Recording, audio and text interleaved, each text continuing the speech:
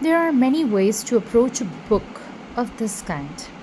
One way would be to plunge directly into practice, to take a headlong dive into do it yourself mode.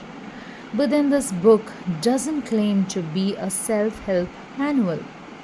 It has a strong practical orientation, but there's more to it than that.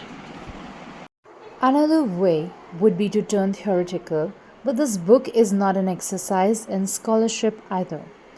I have never read any of the yogic treatises in their entirety. I never had to. I come from inner experience.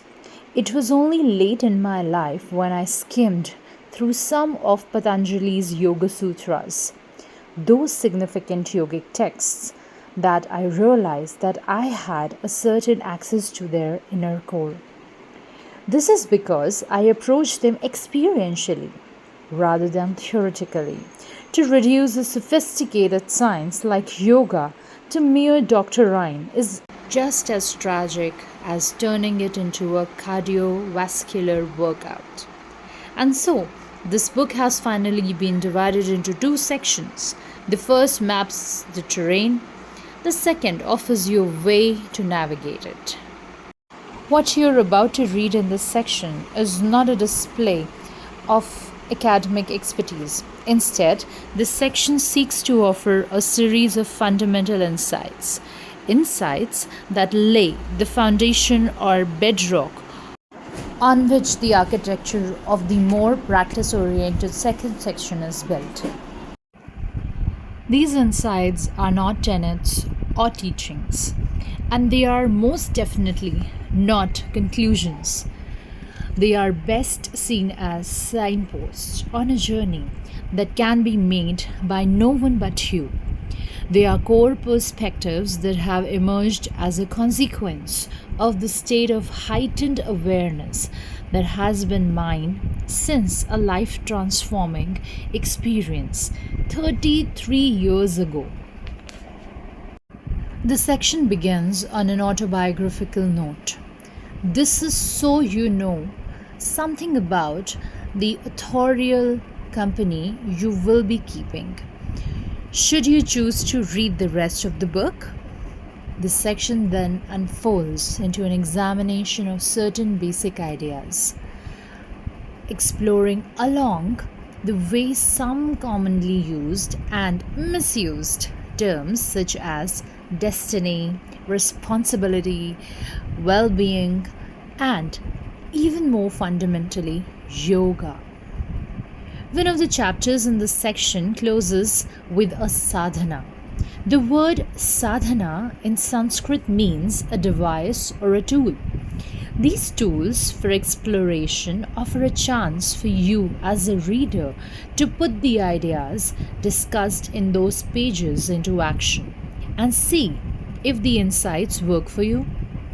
I am often told by people that I seem to be a modern guru. My response to that observation is that I am neither modern nor ancient, neither new age nor old age.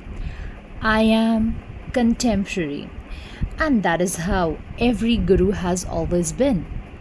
Only scholars, pundits, and theologians are capable of being ancient or modern.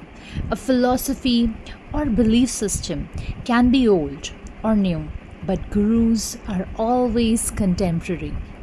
A guru, as I said earlier, is someone who dispels darkness, someone who opens the door for you.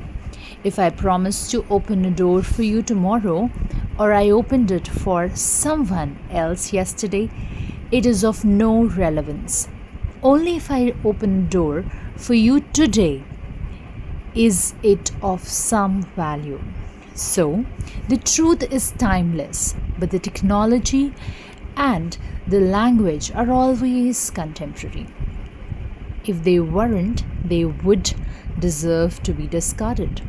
No tradition, however time honored, deserves to live on as anything more than a museum piece if it has outlived its relevance. So, While I'll be exploring an ancient technology in this book, it is also a technology that is flawlessly state of the art. Personally, I'm not interested in offering anything new. I am only interested in what is true. But I hope that the following section will offer you some moments when the two converge. For those junctures, when the conditions are right, when an insight is articulated from a place of inner clarity, and when it meets a reader at the right moment of receptivity, an old aged truth turns explosively alchemical. All of a sudden, it is fresh, alive, radiantly new, as if uttered and heard for the very first time in history.